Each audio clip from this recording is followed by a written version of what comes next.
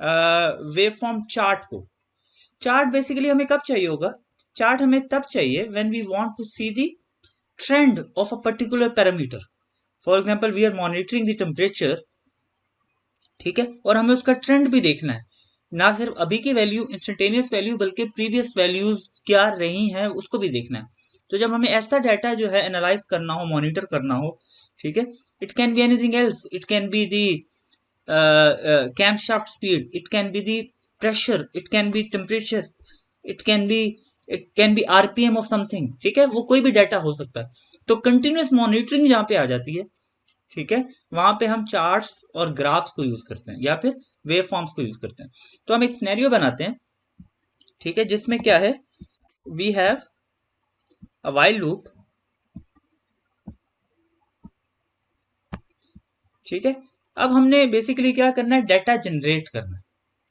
Since we don't have the data acquisition card right now, we don't have the sensors, ठीक है, हमारे पास actual system नहीं है, तो रैंडम डाटा जनरेट करने के लिए what we will use the random number function. उसको हम कहां से एक्सेस कर सकते हैं? We have to right click on the block diagram, then we have to go to the numeric category and this is the random number. ये random number क्या करेगा? ये रैंडम नंबर लूप की हर आइट्रेशन के साथ it will generate a new number between 0 and 1, ठीक है। तो इससे हमारे पास क्या आ जाएगा, एक ट्रेंड सा आ जाएगा, एक काइंड ऑफ सेंसर की जिस तरह वैल्यूज होती है उस तरह की वैल्यूज हमारे पास आना शुरू हो जाएंगी, which will vary from 0 to 1। Okay, so loop के साथ हमें क्या लगाना है? सबसे पहले we need to attach a control, ताकि हम इसको अपनी मर्जी के मुताबिक टर्मिनेट कर सकें। और फिर हमने क्या करना है, now we have to see the values, we need to see the trend of this random number. तो उसके लिए हमें क्या करना पड़ेगा, we need to go to the front panel, right click, controls palette में से हम ग्राफ्स में जाएंगे और यहां से वेवफॉर्म चार्ट को ले लेंगे। तो this is the waveform chart, इसको हम थोड़ा सा इलोंगेट करते हैं।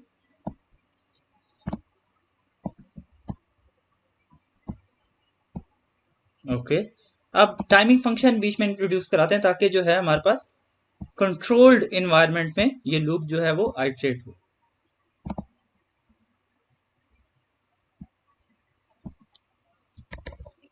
ओके जी, अब हम देखते हैं जब इस लूप को स्टार्ट करेंगे, इस प्रोग्राम को स्टार्ट करेंगे तो हमारे पास किस तरह का डाटा आता है, और फिर उसको कोशिश करेंगे रिफाइन करने की।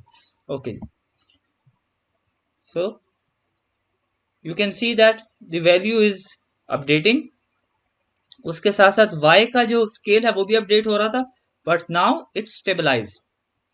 तो ये आपके पास वैल्यू जो है वो चेंज हो रही है रैंडम नंबर की every second because the loop is iterating at the rate of 1 iteration per second, ठीक है जी। बट इट सीम्स लाइक ये डाटा जो है वो कुछ अच्छे तरीके से रिप्रेजेंट नहीं हो रहा। तो हम क्या करते हैं, सबसे पहले if we can change the scale, Y scale. वो किस तरह से, लेट्स से इसको 0 से 1 की बजाय हम 2 से सबसे पहले हमें राइट क्लिक करके ऑटो स्केल वाई को अनचेक करना होगा, ठीक है, राइट क्लिक। अब देखें ऑटो स्केल वाई अनचेक हो गया। Now what we will do, we will change the values from -2 to 2, ठीक है जी। Okay, what else, we can change this value as well. अभी हमें क्या है, 100 डाटा पॉइंट्स नजर आएंगे एट अ टाइम। हम इसको 100 की बजाय 50 कर सकते हैं, ठीक है। अब 50 डाटा पॉइंट्स नजर आ रहे हैं किसी एक टाइम पे, ठीक है जी। 31 से 32 इस तरह से ये चेंज हो रहा है, ठीक है। एट अ टाइम आपको 50 पॉइंट्स नजर आ रहे हैं, ठीक है। और ये टाइम जो है with the passage of time vary कर रहे हैं। Okay, so what else we can do, we can change the update mode. Update mode जैसे भी आपको नजर आ रहा है क्या हो रहा है, जो नया डाटा आ रहा है वो बेसिकली क्या कर रहा है, पिछले डाटा को पीछे की तरफ धकेल रहा है। न्यू डाटा आपको नजर आ रहा है, पिछला डाटा आपको नजर नहीं आ रहा, ठीक है। एक कंटिन्यूअस आपको स्ट्रिप नजर आ रही है। You can have different modes, update modes. एक आपके पास जो ये भी राइट नाउ है, this is strip chart, means कि आप एक स्टेप है कंटिन्यूसली चल रही है और आपको 50 डाटा पॉइंट्स एक टाइम पे नजर आ रहे हैं। दूसरा क्या है, that is scope chart. Scope chart क्या है, आपको एट अ टाइम 50 पॉइंट ये बना के दिखाएगा। जब ये 50 कंप्लीट हो जाएंगे, जैसे 51 पॉइंट आएगा, ये पॉइंटर फिर शुरू से शुरू हो जाएगा और आपके पास ये दोबारा से डाटा पॉइंट्स जनरेट करना शुरू हो जाएगा। तो इसके लिए मैं जरा इसको क्या कहते हैं थोड़ा कम कर लेता हूं ताकि आपको नजर आ सके।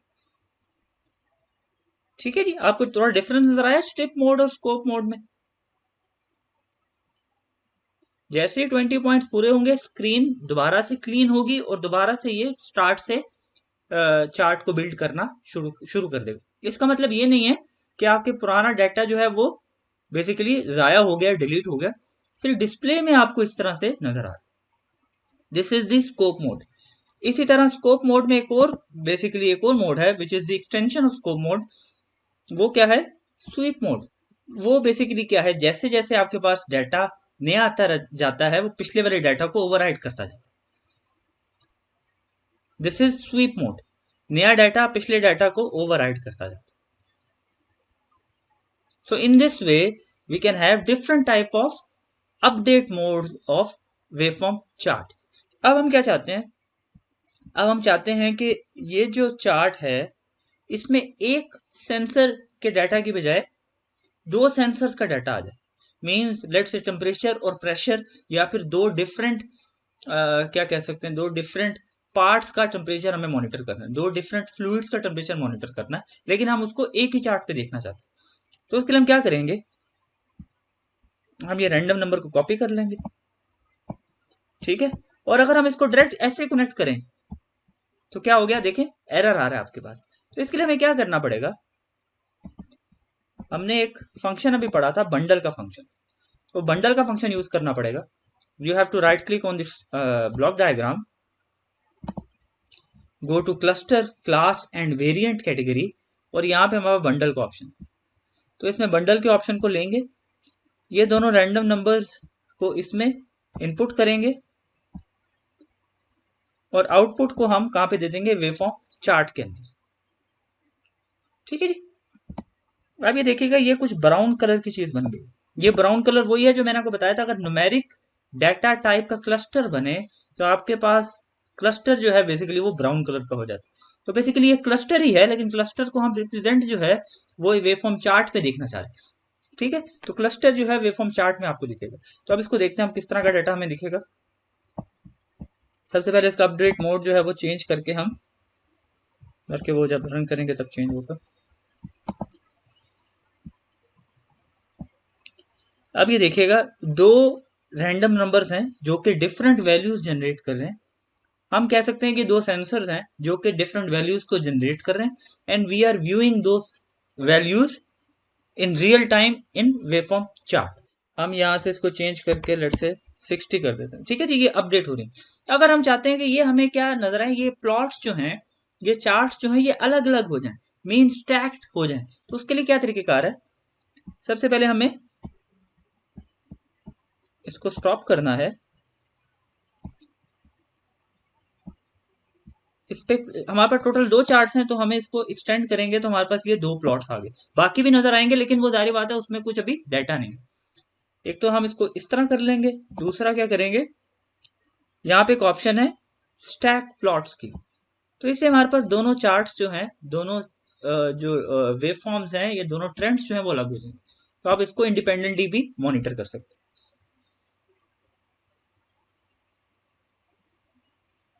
तो that is the waveform chart.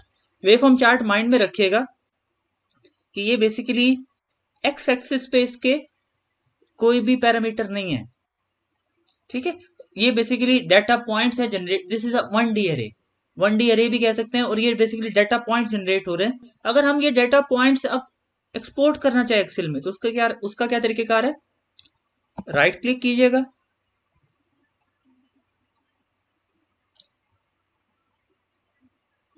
Export, export data to Excel. तो आपके पास जो डाटा था, ये दो आपके पास सेंसर्स हैं, ठीक है जी, उसका डाटा जो है ये बेसिकली सारे का सारा डाटा आपके पास आ गया। इसको अगर आप दोबारा से इसका चार्ट बनाना चाहें तो आपके पास वही ट्रेंड बन जाएगा जो कि वहां पे था। ठीक है जी। तो इस तरह से आप डाटा जो है, जो कि सेंसस का डाटा, उसको एक्सपोर्ट भी कर सकते हैं। अच्छा, अब हम देखते हैं कि हमने वेव फॉर्म ग्राफ को किस तरह यूज करना है। तो इसको रिप्लेस करते हैं हम विद वेव फॉर्म ग्राफ। तो आपको फ्रंट पैनल पे जाना होगा, फ्रंट पैनल पे जाके you have to select the waveform graph. So this is the waveform graph.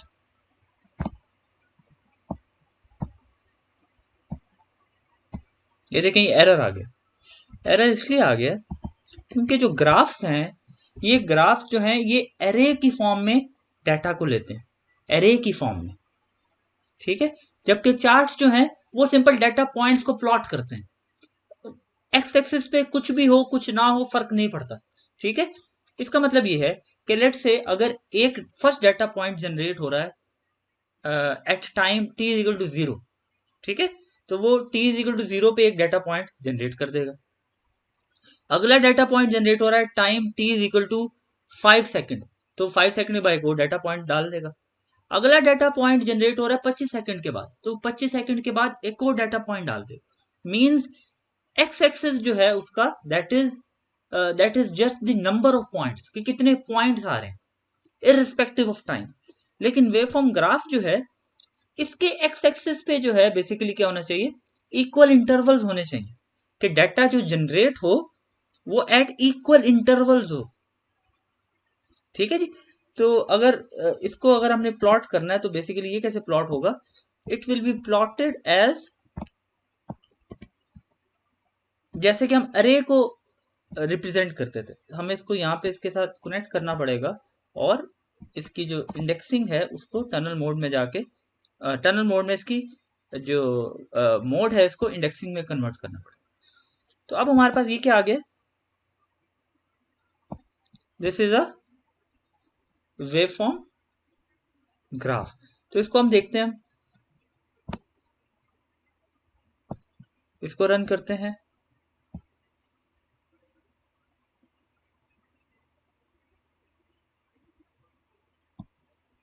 तो जैसे स्टॉप करेंगे तो हमारे पास ये data points, total 8 data points आ गए, 9 डाटा पॉइंट्स आ गए। इट मीन्स कि ये लूप जो है ये 9 दफा आइटरेट हुआ। ओके, सो दोबारा हम चले जाते हैं किसमें, वेव फॉर्म चार्ट के अंदर। Okay, so this is a wave form chart. अच्छा जी, अब ये मैंने क्या किया है, वंस अगेन आपके पास एक ये लूप है, एक ये लूप। तो जैसे ये लूप स्टार्ट होगा तो बेसिकली ये क्या होगा, ये इनर लूप में चला जाएगा। इसको भी मैं पेस्ट कर लेता हूँ अंदर। अच्छा, इनर लूप में अब क्या हो रहा है, इंडेक्सिंग एनेबल है। ठीक है जी, इंडेक्सिंग एनेबल है, और ये डाटा बाहर तब जाएगा जब मैं इसको अलाउ करूंगा। मींस इस बुलियन को प्रेस करूंगा तो डाटा बाहर जाएगा, अदरवाइज डाटा बाहर नहीं जाएगा। इसको ट्राई करते हैं। अच्छा, this is the control for the first one and that is for the inner loop.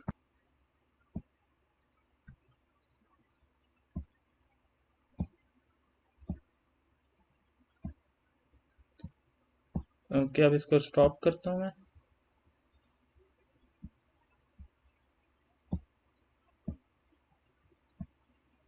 3 दफा मैंने प्रेस किया,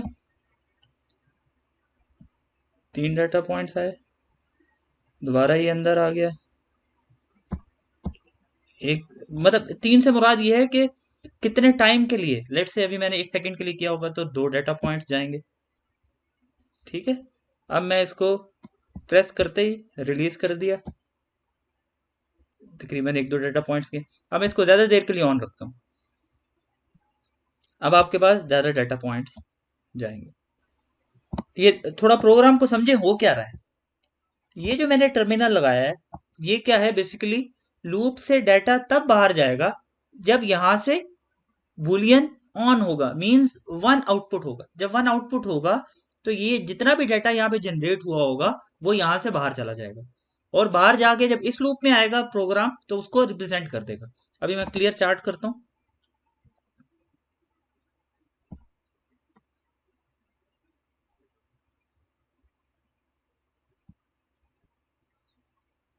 अब इसको मैं रन कर रहा हूं, ठीक है जी।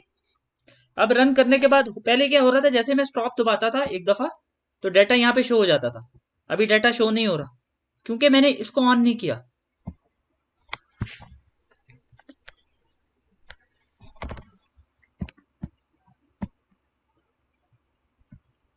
तो अभी आपके पास ये 11 डाटा पॉइंट्स ट्रेवल हुए हैं बाहर, ठीक है। मींस जब तक ये बुलियन जो है ऑन रहेगा, जब तक ये बटन ऑन रहेगा, तब तक जो है डाटा बेसिकली यहाँ पे गैदर होता जाएगा।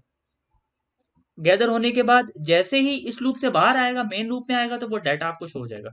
अब इसको दोबारा अगर मैं करूं, इसको रन करके थोड़ी देर के लिए ऑन करके ऑफ कर दूं और स्टॉप करूं, तो पहले 11 पॉइंट्स आए थे, अब सिर्फ आपके पास कितने पॉइंट्स आए, एक पॉइंट और ऐड हुआ, 12 पॉइंट्स हो गए।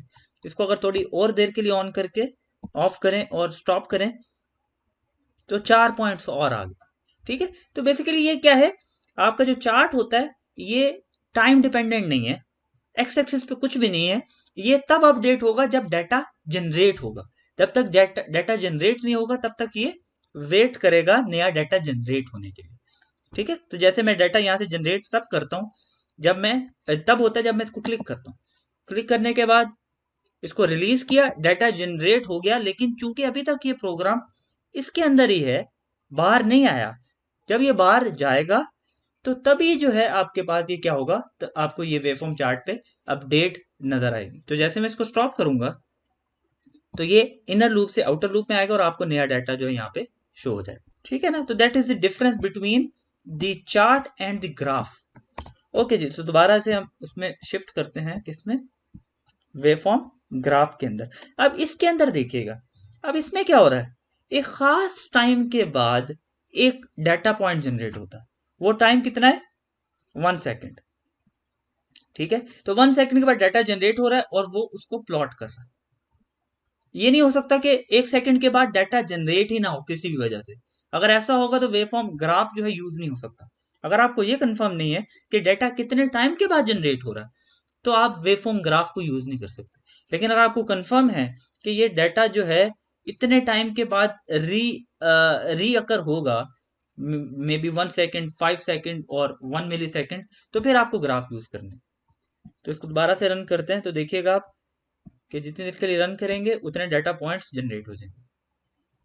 तो ये टोटल 5 दफा हुआ और 5 दफा इसने 5 पॉइंट्स को शो कर दिया, ठीक है। चूंकि वेवफॉर्म ग्राफ बाहर पड़ा हुआ है ना, ये बाहर पड़ा हुआ है, तो चूंकि बाहर पड़ा हुआ है तो ये अपडेट तब होगा जब ये लूप क्लोज होगा। अब ये देखिएगा, इस वी को देखें, इस वी में क्या हो रहा है, किस तरह का डाटा जनरेट हो रहा है, 2D अरे। बेसिकली आपके पास एक मैट्रिक्स या एक अरे बनेगा जिसका ऑर्डर क्या होगा, 5 by 3। उसकी 5 कॉलम्स होंगे और 3 रोज होंगी, 5 by 3 का आपके पास अरे बनेगा। तो 5 by 3 से मुराद क्या है, अब आपके पास यहाँ पे कितने वेवफॉर्म डिस्प्ले होंगे, हाँ, equal to the number of rows. जितनी रोज हैं उतने ट्रेंड्स आपको दिखेंगे यहाँ पे, ठीक है। तो बेसिकली ये वेवफॉर्म ग्राफ जो है ये क्या शो कर रहा है, ये अब एक 2D अरे डाटा जनरेट शो कर रहा है। इसको अगर रन करें हम तो आपने देखा ये आपके पास 3 ट्रेंड शो हो गए। ये क्या है, ये रो 0 है। रो 0 कितनी दफा एग्जीक्यूट हुई, मतलब रो 0 में कितने एलिमेंट्स हैं, 1 2 3 4 5। 5 क्यों, क्योंकि इनर लूप जो है वो ये रो को फिल कर रहा है। तो 5 दफा ये आइटरेट हुई और आपकी रो 0 कंप्लीट होगी। उसके बाद आपके पास क्या है, रो 1, तो 1 1.2 3 4 5। इसी तरह ग्रीन वाली जो है दैट इज रो 2, 0 1 2। तो ये 5 डाटा इसने जनरेट कर दिए, ठीक है जी। तो इसी तरह हम इसका ट्रांसपोज ले सकते हैं अगर चाहें तो। बेसिकली ट्रांसपोज से क्या मुराद है, अब जो नंबर ऑफ रोज हैं वो नंबर ऑफ कॉलम्स बन जाएंगे और नंबर ऑफ कॉलम्स जो है वो नंबर ऑफ रोज में कन्वर्ट हो जाएंगे। अगर मैं ट्रांसपोज ले लूं तो ये जो 3 वेवफॉर्म नजर आ रही हैं इसकी बजाय कितनी नजर आएंगी आपको, 5। Yes, you right. तो इसको जब ट्रांसपोज करेंगे हम तो आपके पास ये 5 वेवफॉर्म्स आ गए और हर वेवफॉर्म पे कितने पॉइंट्स हैं, 3 पॉइंट्स हैं। तो रोज कन्वर्ट हो गए कॉलम्स में। तो वंस अगेन ये सारे के सारे जो रिप्रेजेंटेशन के टूल्स हैं इनका मकसद क्या है कि जो आपका सेंसर्स का डाटा आ रहा है उसको रिप्रेजेंट किस तरह से करना है। हो सकता है आपका सेंसर्स 3 सेंसर्स का डाटा एज रोज आ रहा हो या एज कॉलम्स आ रहा हो, तो आप उसको जो है वो ट्रांसपोज लेके अपने रिक्वायर्ड फॉर्म में उस डाटा को रिप्रेजेंट कर सकते हैं।